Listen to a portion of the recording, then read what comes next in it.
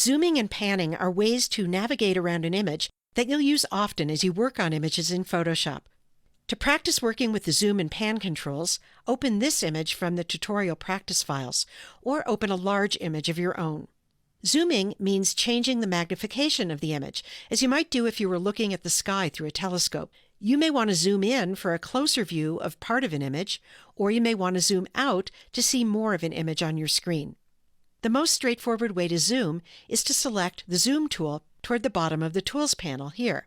Then go up to the Options bar for the Zoom tool, where you'll find a plus icon for zooming in and a minus icon for zooming out. Let's start with the plus icon activated, which is the default. Then to zoom in, move into the image and click. And each time you click, you'll zoom in a little further. To zoom back out to see more of the image again, go back to the Options bar and this time select the minus icon, and then click several times in the image to zoom back out. If you want to zoom in again, you have to go back to the Options bar, click the plus icon, and click in the image to zoom in again. Now you may get tired of going up to the Options bar every time you want to switch between zooming in and zooming out, so here's a shortcut that will help you. When the zoom in option is active, as it is now, you can switch to zooming out by holding the Option key on your keyboard if you're on a Mac, or the Alt key on Windows. Hold down that key and then click in the image, and that will automatically switch you back to zooming out. Then release your finger from the Option or Alt key, and you're switched back to zooming in, and so you can click in the image to zoom in again. The Zoom tool has a couple of options in its Options bar that you can use to move quickly to zoom levels that you use often. The Fit Screen option here in the Options bar comes in handy when you're zoomed in like this and you want to get back to a view of the entire image. Just click the Fit Screen option, and the entire image fits itself into your document window. Another useful option is this 100% option. Clicking this zooms you into 100% view of the image, which is the best way to view an image when you're checking it for sharpness.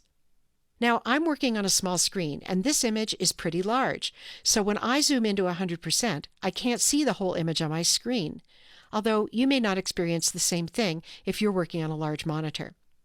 So if I want to see a different part of this image at this zoom level, I'm going to need to move the image around in my document window. That's called panning, and it's done with another tool, the Hand tool. So I'm going to go back to the Tools panel, and I'm going to select the Hand tool there, which is just above the Zoom tool. Then I'll move into the image and notice that my cursor is now changed to a hand icon. I'll click, drag, and move the image in the document window to a place that I want to see, and then I'll release my mouse. When I'm done checking the sharpness here and I want to go back to view the entire image on screen, I'll go up to the Options bar for the Hand tool, and there I'll see the same Fit Screen option that we had for the Zoom tool. So I can just click Fit Screen in the Hand tool Options bar, and that takes me back to see the entire image in my document window. Let me show you another way to zoom. Instead of clicking, you can do continuous zoom by holding your mouse down on the image. I'll go back and get the Zoom tool in the Tools panel, and then I'm going to click and hold in the image. And the image zooms in continuously. If you zoom in really far like this, you can see the pixels that are the building blocks of an image in Photoshop. By the way, the size of these pixels can affect the image quality of a print, which is why image resolution is an important topic, especially for printing, something we'll talk more about when we cover resizing an image later in this series. I'm going to go up to the Options bar and click Fit Screen so I can see the entire image on my screen again. One more thing. Let's say that you're working with another tool, maybe the Brush tool, and you're painting in a small area, and you don't want to switch out of the Brush tool over to the Zoom tool just to zoom. Well, there's a shortcut that you can use instead of the Zoom tool, and that is to hold the Command key on a Mac or the Control key on a PC as you press the plus key on your keyboard. And every time you do that, that will zoom you in.